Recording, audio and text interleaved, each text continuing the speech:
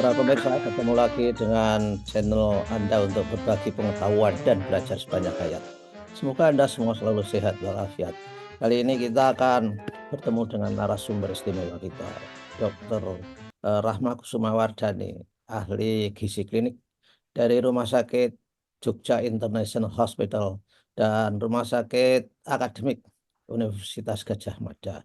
Jangan lupa klik subscribe jika Anda merasa bahwa channel ini bermanfaat untuk Anda.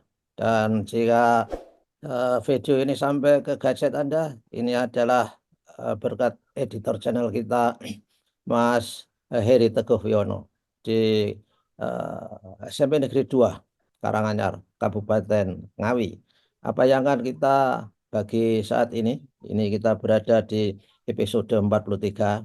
Kita akan membicarakan alergi makanan. Jadi makanan itu juga bisa mencelakakan kita kadang-kadang. Jadi Dokter Rahma ini nanti akan menjelaskan apa saja, mengapa kita kalau makan itu kok malah badannya sakit, kemudian alergi dan sebagainya. Assalamualaikum warahmatullahi wabarakatuh, Dokter Rahma.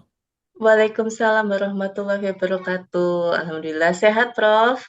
Ya, sehat dok. Gimana? Alhamdulillah. 2 minggu nggak ketemu. Ah iya, 1 bulan ya, Prof ya. Iya, bulan tadi. Ya, inilah. Iya.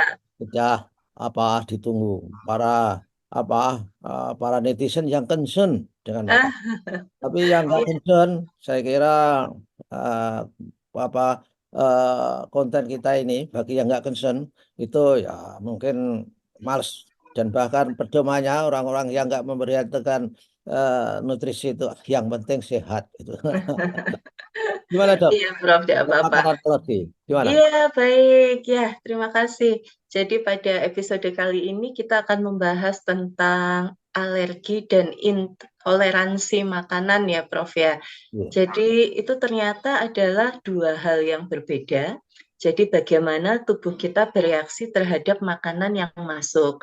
Mungkin ada orang yang kok habis makan ini gatel-gatel, kok habis minum ini perutnya kembung, tidak nyaman. Nah, itu kita harus membedakan ada yang namanya alergi, ada yang namanya intoleransi. Yang pertama untuk intoleransi makanan. Intoleransi makanan gangguannya itu terjadi pada penyerapan pada saluran cerna itu sendiri. Biasanya tubuh kita karena kekurangan suatu enzim. Dok, Kalau contoh, maaf dok. ya, Eh, ya, Masih coba bertanya. ya. Saluran cerna itu di mana? Yang di saluran. Oh ya, baik. Saluran cerna kita itu sebetulnya ada dua, saluran cerna atas dan saluran cerna bagian bawah. Hmm. Saluran cerna atas itu meliputi rongga mulut, kerongkongan, lambung, kemudian usus halus gitu ya. Nah, saluran cerna bagian bawah ya selebihnya yang di bawah sampai ke anus, ya Hmm. itu saluran cerna kita. Nah, reaksi alergi biasanya terjadi pada bagian sudah mulai terjadi di saluran cerna atas, Prof. Jadi Ya. ketika kita mengkonsumsi makanan tertentu, kita atau makan atau minum, kemudian masuk ke dalam lambung, dari lambung masuk ke usus halus. Nah, mulailah di situ reaksi-reaksinya mulai bermunculan. Nah, intoleransi yang paling mudah, yang paling sering terjadi itu adalah intoleransi laktosa. Kalau Oh, minum susu ya, kalau minum susu habis itu perutnya kok kembung, perutnya kok tidak nyaman, rasanya begah, atau beberapa orang kemudian diikuti dengan reaksi diare seperti itu. Itu karena tubuh kita kekurangan suatu enzim yang dinamakan enzim laktase, Prof. oh laktas. Laktase yang fungsinya untuk mengubah laktosa gitu ya, Oh, untuk mencerna laktosa. Nah, biasanya reaksinya sifatnya tidak langsung, Prof. hmm. Jadi nggak kita minum kemudian langsung kembung itu enggak. Mungkin nanti baru terasa 1 jam, 2 jam, atau bahkan mungkin sekian jam kemudian baru reaksinya akan muncul. Reaksinya muncul itu tadi biasanya sifatnya lebih ke arah kembung, tidak nyaman gitu ya, atau nanti paling akhir gitu biasanya sampai diare. Nah, Nah, laktosa dok, dok, ya. laktosa itu apakah selalu ada di susu atau ada di jenis makanan lain? Baik, untuk laktosa itu memang adanya di bahan olahan yang mengandung susu, Prof. Susu Oke. dan turunannya. Dan Oke. susunya yang susu hewani ya, Prof. Kalau Ya. susu nabati tidak ada, Hmm. ya. Jadi kalau apakah ada di sumber makanan lain? Kalau makanan lainnya itu mengandung bahan dari apa namanya olahan susu ya bisa jadi seperti roti misalnya gitu Roti, ya. kalau yang Mm, jelas misalnya roti, cheese, kemudian apa tuh, ya, yogurt, yogurt gitu. yogurt, ya betul. Nah, intoleransi ini nanti sama. Jadi tidak selalu ada reaksinya, tergantung apa namanya, Prof ya. Bagaimana penerimaan setiap orang beda-beda, Prof. Hmm. Ada yang makan minum susu sedikit aja perutnya langsung kembung, misalnya seperti itu, langsung nggak nyaman. Atau ada juga yang minum susu 1 gelas, 2 gelas, nanti rasa tidak nyamannya itu baru muncul sekian jam kemudian dan sifatnya hanya kok kurang nyaman ya seperti itu. Nah, ya, ya. Ya, jadi tidak apa namanya dosisnya ya Prof ya. Nilai Wah, ambangnya setiap orang tuh beda-beda. wah, wah. Tuh. Oh, Ya, itu saya bersyukur dok. Saya itu perut saya kelihatannya toleransinya sangat tinggi. sangat tinggi ya Prof ya. Saya kan, saya punya coklat kan ada olahan susu dan itu expire lagi 5 hari. Jadi saya makan aman aja. Baik Prof, bakterinya bekerja keras di dalam situ ya Prof ya. Nah, kemudian yang kedua adalah alergi makanan. Nah, kalau alergi ini dia melibatkan sistem imunitas di dalam tubuh kita, Prof. Oke. Jadi memang ada suatu bahan alergen di dalam makanan yang kita konsumsi yang tidak bisa diterima oleh tubuh kita, sehingga tubuh kita akan mengeluarkan reaksi menyerang. Nah, Oke. sehingga reaksi yang timbul itu biasanya akan lebih berat dibandingkan dengan intoleransi. Mhm. Kalau intoleransi reaksinya baru sekian jam kemudian, paling kembung atau nggak nyaman, begah, atau mentok-mentoknya diare. Nah, kalau alergi makanan, reaksi yang muncul bisa lebih hebat, Prof. Bisa Mhm. demam, bisa sampai sesak nafas, Wow. bisa bentol gatal, kemerahan, kembung, tidak nyaman, pasti ya biasanya juga ada reaksi seperti itu. Jadi dok, Atau, ya Prof, alergi itu dok, alergi itu ternyata bahaya dok itu kalau Prof, ada alergi itu ya ada nggak statistiknya orang alergi makanan terus mati misalnya aja. ada Prof. Jadi ada yang namanya reaksi anafilaktik Prof. Hmm. Jadi suatu reaksi shock ya, shock anafilaktif di mana ketika kita mengkonsumsi alergen itu terus-menerus, kemudian akan menyebabkan terjadinya shock atau serangan jantung sehingga kemudian berakhir ke kematian, Prof. Jadi Oke. ada. Makanya kalau kita memperhatikan gitu ya di kemasan-kemasan makanan gitu ya, Prof ya, Hmm. mengandung bahan yang mengandung bahan alergen yang di notable gitu ya Prof ya Mhm. biasanya yang Ya, kacang-kacangan, ya. gandum, coklat. Nah, itu biasanya nanti mereka menebalkan yang intinya adalah untuk sebagai apa ya, pengingat Ya. kepada konsumen bahwa produk ini mengandung bahan-bahan yang mengandung alergen seperti ini. Hmm.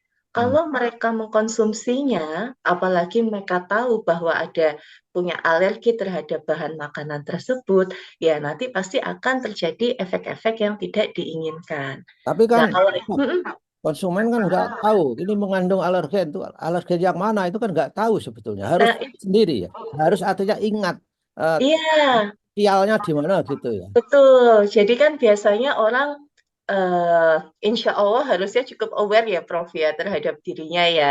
Katakanlah misalnya makan kacang kok setiap makan kacang mesti gatel atau bentol gitu ya. Kok setiap makan coklat misalnya selalu nafasnya nggak nyaman, sesek atau kulitnya kemerahan. Itu kan artinya menunjukkan suatu reaksi alergi.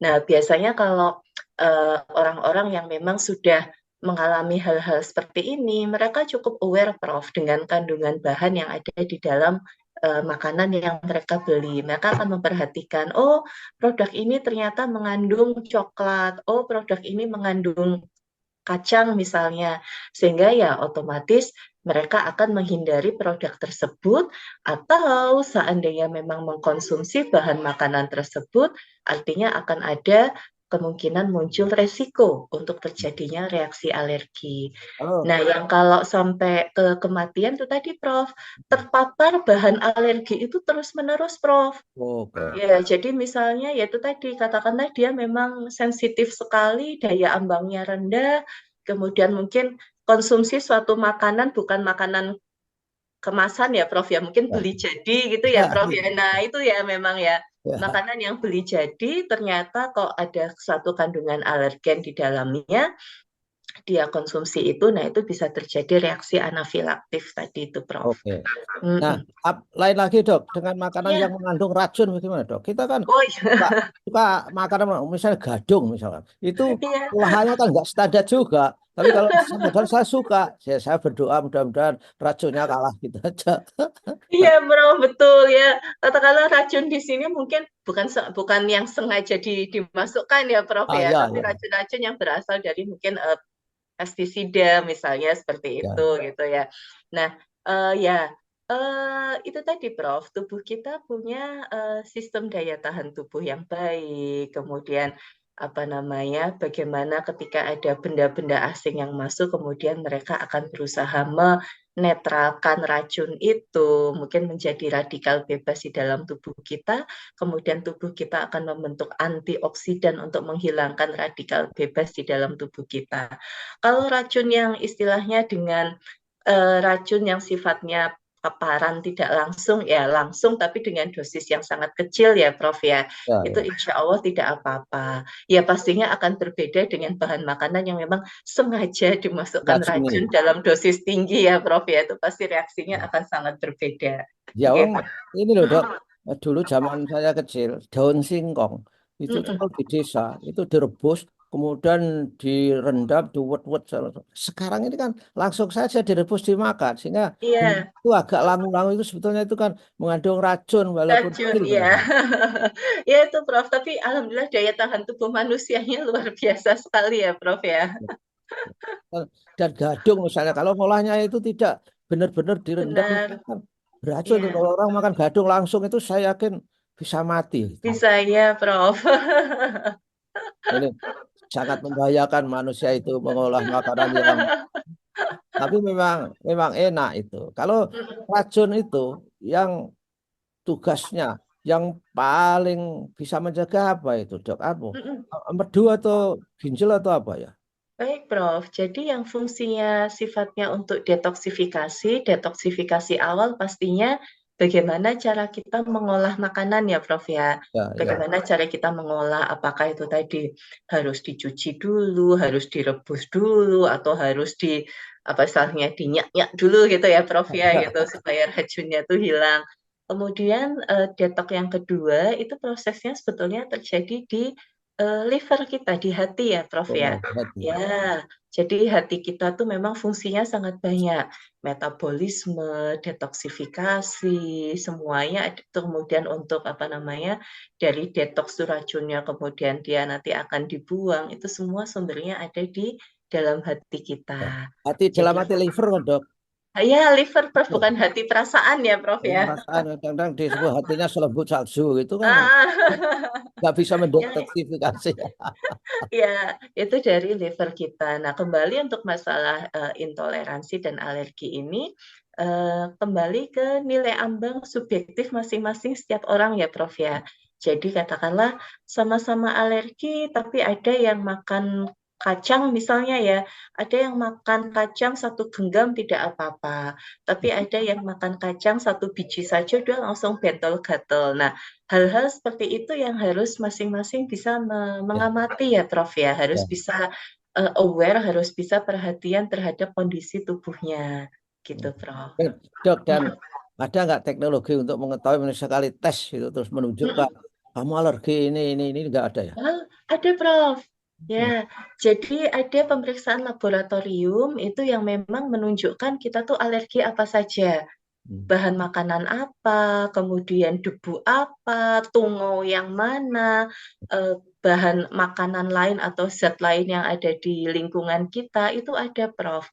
Tes imunologi, trik tes namanya. Jadi nanti tubuh kita itu akan Istilahnya diambil sampel gitu ya Prof ya, Hmm. diambil sampelnya kemudian nanti akan digabungkan dengan berbagai macam zat yang menyebabkan alergi itu, nah nanti kelihatan, oh ternyata misalnya Prof Suyanto alergi, laktosa, alergi apa namanya, brokoli, alergi bunga ini, alergi debu, alergi tungo, alergi kucing, alergi apa, itu nanti kelihatan semuanya Prof. Jadi ada tesnya.